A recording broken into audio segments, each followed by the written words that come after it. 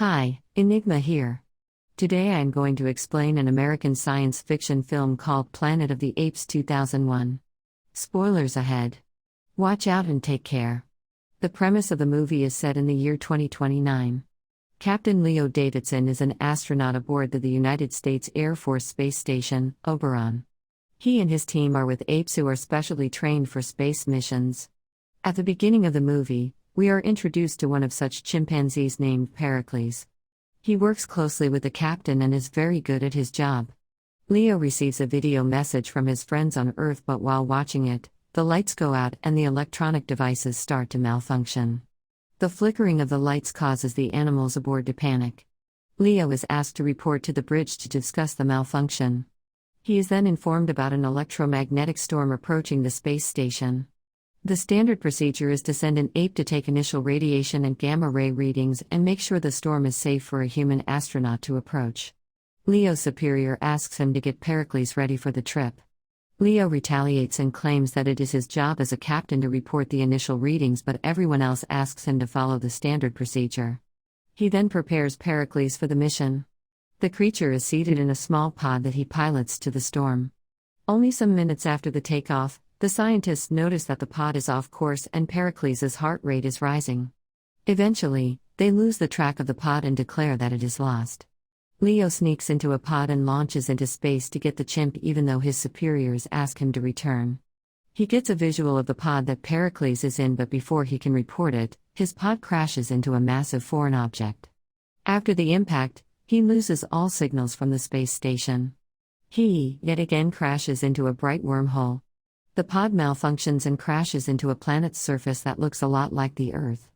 Leo lands on a water body and somehow survives the crash. He walks around exploring the forest he is in.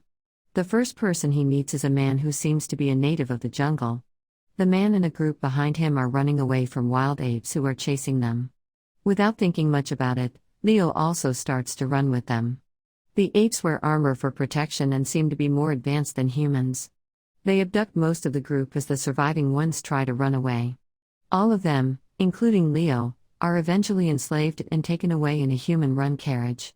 They reach a civilization of humanoid apes where humans are used for household works and entertainment, and the apes run the society. The ape kids throw stones at the captured humans, calling them dirty.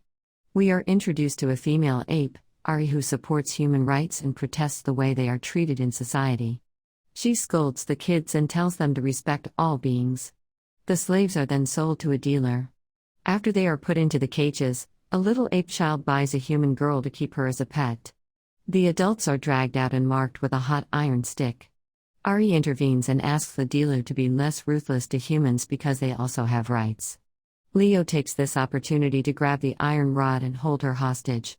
He whispers to her to help him escape this place. A human girl named Dana also tries to run away but is caught by the dealer. He claims that he will have to put down both Leo and Dana. To save their lives, Ari asks the dealer to sell them to her. The dealer is reluctant at first but agrees anyway. Ari's father is a well-respected senator who doesn't like that Ari has brought two wild humans into his house.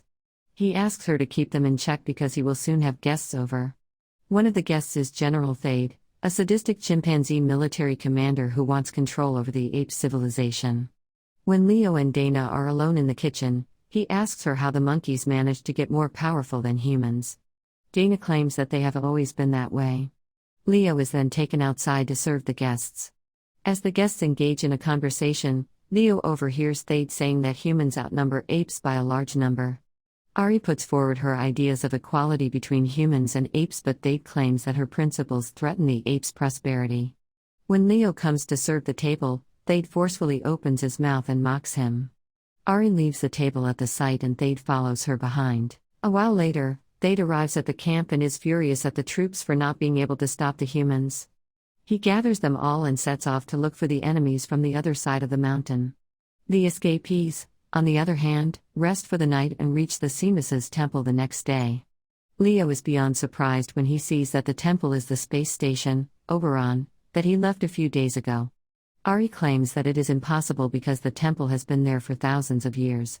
Since the station is powered by nuclear energy, Leo can retrieve visual logs to see what happened to his ship. Then, he finds out that when he entered the wormhole, He jumped through time and reached the year 5021. The Oberon remained in the year 2029 and looked for him. They were never able to find him, and the station eventually crashed to this planet's surface in 2029. The apes that were aboard the Oberon went wild and started to attack the crew members. But eventually, one of the apes named Seamus stopped them and led the way. As time passed, the apes took over, and the people Leo is with currently are the descendants of his fellow crew members. Now, he has no way to return home. When he steps out of the ruins of the Oberon, several humans surround him. They have heard the story about the brave human and want to help him fight the apes. But Leo knows that they will not be able to win against thousands of apes who are coming for them. He asks them to run away, but they stay put in their decisions. Then, he thinks of an idea. Since the Oberon has plenty of nuclear fuel, he plans to use it to fire a final blast at apes when they arrive. He makes all the humans hide behind the spaceship and uses the escapees as bait to invite the apes. When the first batch of apes is close enough, the nuclear blast sends them flying. However, soon after, Thade and the second batch of the army attack them. They start to overpower the humans with their strength. Leo and Thade get into a fierce battle but stop when they notice a familiar ship landing from the sky. It contains Pericles, who had also been lost in the wormhole. It turns out the electromagnetic storm releases people from it in an opposite direction in time to their entrance. That explains why Pericles arrived a few days after Leo. The apes then bow, interpreting his arrival as the return of Seamus, and hostilities between humans and apes suddenly cease. Ignoring everyone, Pericles runs into the remains of the Oberon, and Leo runs after him, followed by General Thade. Thade wants to end Pericles to attain absolute power, but Leo stops him. The two get into a fight. Leo's gun lands inside the pilot's deck during the struggle. That goes inside to retrieve it but is trapped when Leo locks the automatic door. The enraged ape fires the gun repeatedly at the door, but the ricochets create sparks that scare him. He hides under a control panel, accepting his defeat. Deciding to return to Earth, Leo gives Pericles to Ari, who promises to look after him. He tells everyone that humans and apes are supposed to live in peace and harmony. It was Seamus's wish all along. After saying farewell to Ari and Dana, Leo climbs aboard Pericles' undamaged pod, travels back in time through the same electromagnetic storm, and crashes in Washington, D.C., on Earth. He looks up at what appears to be the Lincoln Memorial, only to find that it is now a monument memorializing General Thade. A swarm of police officers, firefighters, and news reporters, all of whom are apes, descend upon him. Now for the explanation of the ending. We can assume that Leo has entered into the future because of the electromagnetic storm. It is likely that after Leo departed from the previous planet, Thade somehow managed to break free and traveled to Earth through the same electromagnetic storm. He was then released to Earth thousands of years before Leo's arrival. Because the ape was kicked out of his planet, he managed to rule the Earth and overthrow humans. And now everyone on Earth is an ape. Subscribe for more videos like this, turn on the notification, and leave a like to help the channel out. Thank you for watching. It turns out that he has been asking her to marry him for quite some time, but because of his cold soul, she refuses. After dinner, Leo and Dana are locked inside a cage with the house slaves. At night, Leo manages to open the cage and run away with Dana and the other humans. Dana insists that she won't run away without her family, who is still locked up in the dealership. They run to the said dealership and free her father and the other human slaves. Following that, the group makes their way to the forest. Soon, the soldiers are ordered to look for the escaped prisoners. The murderous General Thade and his junior, Colonel Adder, march ape warriors to pursue the humans. While trying to run away, the group bumps into Ari, who agrees to help them at Leo's request. However, before they can escape through a tunnel, Colonel Adder approaches them. Dana's father, who is already very injured, runs to fight the ape and distract him. He sacrifices his life in the fight, but because of him, the others run away safely. Leo takes them to the lake that he had landed in. We find out that the apes are terrified of water because they cannot swim. Leo and Dana swim into the lake and retrieve a bag from the crash pod. It contains a gun and a beacon that Leo uses to send a signal to the space station. He receives data that says that the space station is already in the atmosphere, most probably looking for him. Just then, the dealer Limbo attacks them and tries to abduct one of the humans. Leo threatens him with a gun and holds him hostage because if they let him go, he will lead the others to the group. After that, They continue to follow the signal received by the beacon to help Leo go back home. Meanwhile, back in the town, Thade asks the senator for absolute power to eradicate the humans. He wants to take the opportunity to expand his power and eventually rule the world of apes. The senator believes that his daughter was abducted by the humans, so he does as Thade says and provides him with full authority. Thad's father gets severely sick, so he is called to meet him. In his place, General Krull goes to stop the humans. Thad's father is the only man he trusts and respects. The old ape knows something that the younger generation doesn't. She asks his father about the source of his knowledge.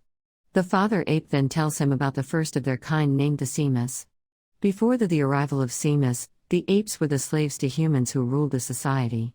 He believes it to be impossible, but his father continues the explanation.